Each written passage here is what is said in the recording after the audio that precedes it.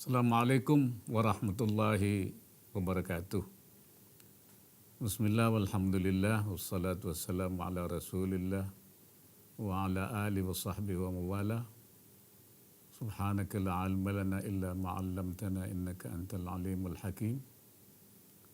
Allahumma rzuqna al-ma'arif ar-rabbaniyah wal lataif ar-rahmaniyah wal ulum al-laduniyah wa ballighna rutbatal ihsan wa wahdatal syuhud. Alhamdulillahi rabbil alamin.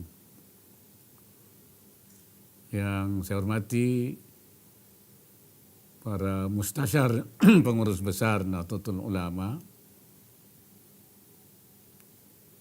Rais Am, seluruh jajaran pengurus besar Syuriah Nahdlatul Ulama, Ketua Umum dan seluruh jajaran Tanfidiyah pengurus besar Nahdlatul Ulama, para Menteri Kabinet Indonesia Maju, Gubernur Jawa Timur, pengurus wilayah dan cabang NU di seluruh Indonesia, hadirin, Nahdiyin dan Nahdiyat yang berbahagia. Pertama-tama marilah kita panjatkan puji syukur kehadirat Allah Subhanahu wa Ta'ala atas segala limpahan berkah, rahmat dan karunia-Nya. Kita semua dapat hadir menyemarakan peringatan hari lahir Nahdlatul Ulama yang ke-99 yang kali ini mengambil tema menyongsong 100 tahun NU merawat jagat membangun peradaban. Menurut saya tema ini memiliki makna yang dalam dan sangat saya apresiasi. Karena itu artinya NU sekarang siap untuk berkontribusi lebih besar di tingkat global. NU siap menjadi organisasi milik umat, milik bangsa, hingga menjadi milik dunia. Sesungguhnya NU memiliki potensi yang besar untuk melaksanakan program tersebut. Program merawat jagat, membangun peradaban. Karena NU memiliki banyak ulama, baik yang berkaliber nasional maupun internasional. NU juga memiliki banyak intelektual, cendekiawan, baik lulusan dalam negeri maupun lulusan luar negeri. NU juga memiliki jaringan profesional dan kelas menengah, baik dari kalangan pengusaha maupun juga dari profesi yang lain. Dan NU juga memiliki jaringan internasional dengan banyaknya PCI, pengurus cabang istimewa di berbagai negara. Hanya saja tantangan yang dihadapi NU sekarang adalah bagaimana mengoptimalkan potensi yang dimiliki tersebut. Baik ulama, intelektual, cendekiawan, profesional, semua itu bagaimana mengkonversi potensi yang dimiliki itu menjadi kekuatan real yang terintegrasi, terkoordinasi, dan terkonsolidasi. Ini saya kira yang menjadi tantangannya. Bagaimana itu mengkonversi potensi itu menjadi satu kekuatan. Dan bagaimana menjadikan potensi yang dimiliki NU itu menjadi sebagai lokomotif gerakan perbaikan, sebagai lokomotif haraka islahiyah di semua aspek. Sehingga dia bukan merupakan kekuatan yang hanya terkumpul, tapi tidak memberikan dampak dinamika terhadap perbaikan-perbaikan, tetapi dia justru bagaimana bisa menjadi kekuatan itu lokomotif penggerak di berbagai sektor. Ini tantangan. Kita punya banyak potensi, tapi dia tidak bisa menjadi penggerak apa-apa. Dan juga yang tidak kurang pentingnya, tidak kalah pentingnya, hendaklah para pemimpin NU di dalam tubuh NU sendiri, baik di pusat, wilayah maupun di daerah, cabang sampai ranting, mereka berfungsi sebagai muharrik, sebagai penggerak, sebagai dinamo yang bisa menggerakkan untuk memberikan kemanfaatan umat dan bangsa. Bukan seperti gasing, seperti panggal yang hanya dia berputar sendiri dan tidak memberikan dampak terhadap gerakan apapun di sekitarnya. Jadi pemimpin NU di semua tingkatan harus menjadi dinamo, penggerak, muharrik yang akhirnya seluruh jaringan NU itu bisa bergerak di semua tingkatan.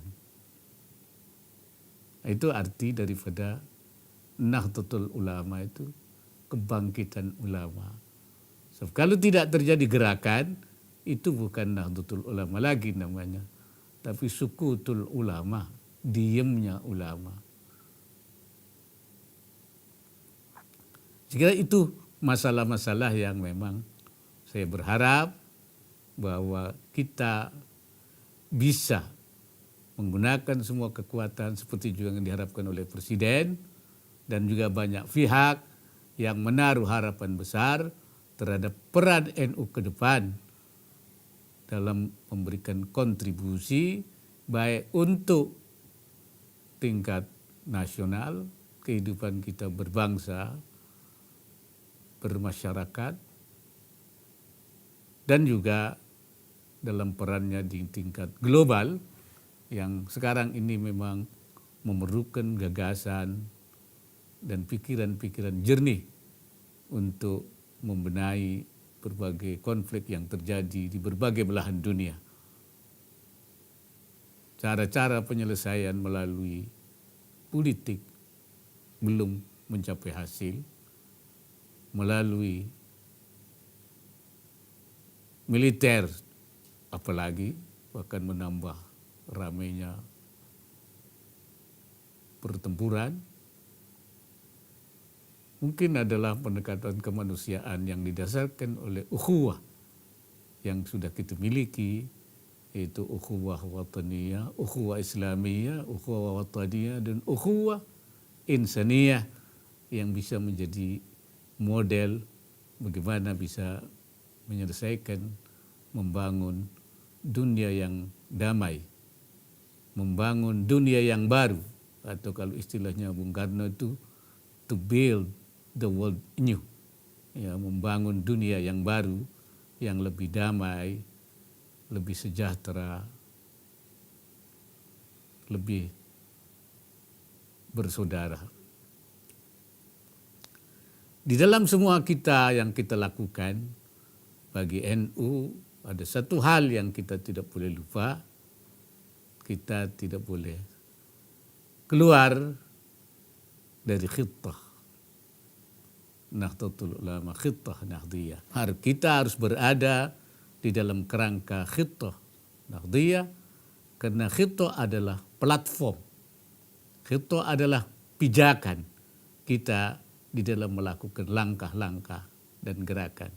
Di dalam melakukan al-khatwah wal harakah, itu adalah landasan kita, adalah khittah.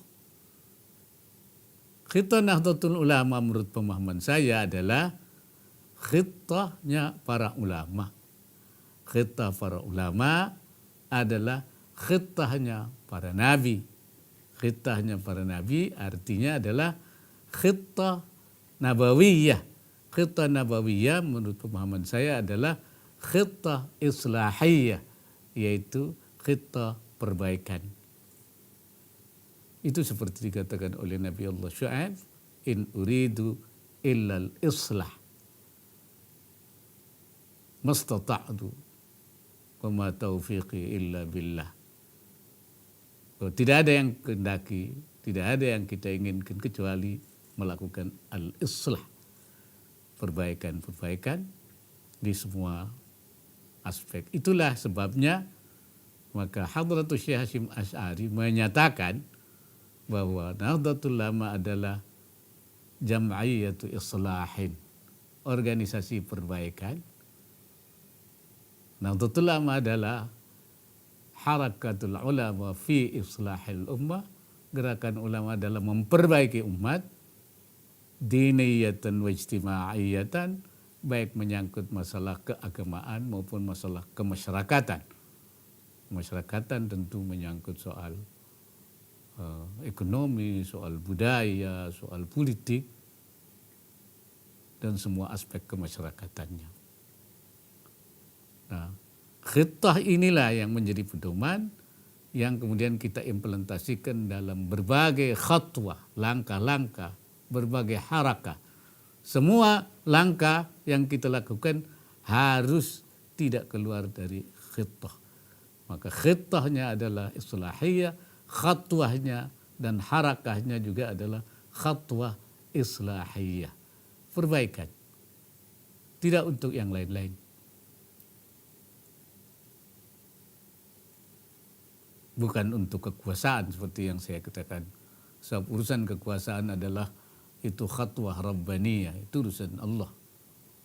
Allah yang memberi kekuasaan. Tu'til mulka man tasya wa tanzi'ul mulka man tasya. Kau yang memberikan kekuasaan pada yang kau. Bukan juga untuk izzah, mencari kemuliaan. Karena engkau yang tu'izzu man tasya wa tudhillu man tasya. Kau Allah yang akan memuliakan, menghinakan. Ini artinya itu bukan wilayah kita. Itulah sebabnya Sayyidina Umar radhiyallahu anhu mengatakan ketika memperoleh kemenangan besar, menaklukkan Syria, beliau mengatakan, nahnu qaumun a'azzanallah bil Islam. Falamma wa mahma talabna al-'izza bighairi ma a'azzana Allah adallana Allah. Kami ini, kata Sayyidina Umar, kaum yang dimuliakan oleh Allah, a'azzana Allah. Karena kita berpegang pada Islam secara benar, istiqamah, lurus. Dan apabila kita mencari izzah, bukan seperti yang Allah langkahkan kepada kita, maka Allah akan menghinakan kepada kita. Oleh karena itu, bagi kita adalah langkahnya, khatwahnya itu yang harus tetap sesuai dengan khittah yang telah kita gariskan. Yang harus kita pahami juga bahwa keberhasilan itu bukan semata-mata kerja kita sendiri. Bahkan kalau menurut Imam Ibn Athaillah, keberhasilan itu sebenarnya thamrah atau natijatul amal, buah amal yang kita kerjakan, yang oleh Allah berikan kepada kita sebagai anugerahnya, imdadnya. Jadi sebenarnya kemenangan, keberhasilan itu bukan karena kemampuan kita semata-mata, tapi imdad minallah. Kita ingat bahwa kemenangan perang Badar itu sebenarnya karena imdad dari Allah Subhanahu wa taala. Allah mengatakan walaqad nasarakumullah bi Badrin wa antum adillah. Allah menolong kamu di dalam perang Badar, padahal waktu itu kamu dalam keadaan lemah, hina, adillah, lemah. Tapi oleh Allah ditolong melalui imdadnya. Bala in tasbiru wa tattaqu yumdidkum rabbukum bi 3,000 minal malaikati munzalin. Ketika kamu itu sabar, bertakwa, maka Allah memberikan imdadnya, memberikan pertolongannya. Sehingga walaupun jumlah umat Islam sedikit, adillah, tapi memenangkan. Karena ada imdad dari Allah Subhanahu wa ta'ala. Berbeda dengan perang Uhud. Ketika umat Islam tidak lagi konsisten, sudah mulai bergeser, ingin mengambil ghanimah, malah kemudian mengalami kekalahan. Akhirnya pasukan Islam kucal kacir. Kenapa? Tidak ada imdad dari Allah. Wa fihim Rasulullah. Di situ ada Rasulullah sallallahu alaihi wasallam, tapi tidak memberikan pengaruh turunnya imdad. Karena apa?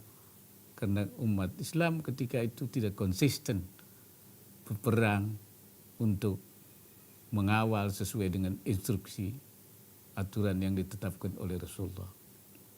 Begitu juga pada waktu perang Hunain yang oleh Allah disebutkan dalam Al-Quran, wa yawma Hunainin id a'jabatkum kathratukum walan tughniya ankum syai'a. Dan waktu perang Hunain, ketika jumlahmu yang banyak membanggakan kamu, bangga karena jumlahnya besar, tidak memberikan manfaat apa-apa, tidak memberikan pengaruh apa-apa, karena tidak ada imdad Allah tidak ada.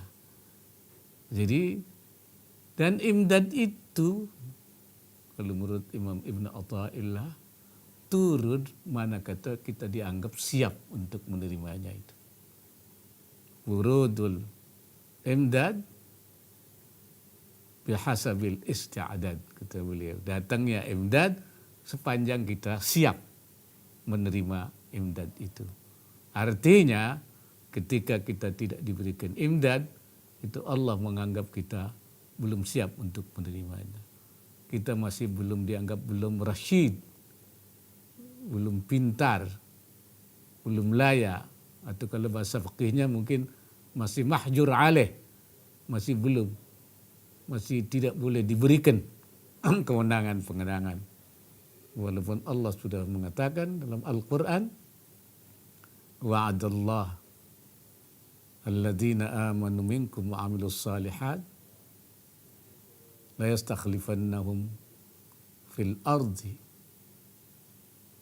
Allah janji orang yang beriman dan beramal saleh akan diberikan kekuasaan di bumi. Itu janji Allah. Artinya amal saleh dan iman itu akan melahirkan samrah yang akan diberikan oleh Allah kalau kita sudah dianggap isti'adad. Karena itu marilah kita senantiasa berpegang kepada apa yang diajarkan oleh Rasulullah sallallahu alaihi wasallam. Oleh karena itu juga saya memahami, menurut saya ketika Hadratus Syekh Hasyim Asy'ari membangun NU, meminta restu daripada Syekhana Khalil Al-Bangkalani, menurut saya, pemahaman saya, beliau memberikan tongkat, artinya kita tidak hanya berpegang pada kemampuan kita membangun organisasi, tapi harus ada pegangannya, harus ada tongkat yang buat kita jadikan pedoman, pegangan. Menurut saya tongkat itu adalah imdad Rabbani, yaitu pertolongan Allah yang akan menentukan, yang akan memberikan kepada keberhasilan kita di dalam mengambil perjuangan, melaksanakan perjuangan, meneruskan perjuangan. Ini menurut pemahaman saya yang picik. Ulama anal kiram dan seluruh hadirin yang saya muliakan, akhirnya saya berharap semoga seluruh pemimpin NU dan semua nahdien nahdiyat tetap sehat, semangat dan istiqamah dalam mengemban tugas dan amanah yang diberikan kepada kita, serta kita terus juga mengawal perjalanan bangsa Indonesia menuju cita-cita mulia. Sekali lagi selamat hari lahir ke-99 Nahdlatul Ulama. Semoga Allah Subhanahu wa taala senantiasa memberikan inayahnya, meridai semua apa yang kita lakukan. In uridu illa al-islah wa ma taufiqi illa billah. Wallahul muwaffiq ila aqwamit thariq. Wassalamualaikum warahmatullahi wabarakatuh.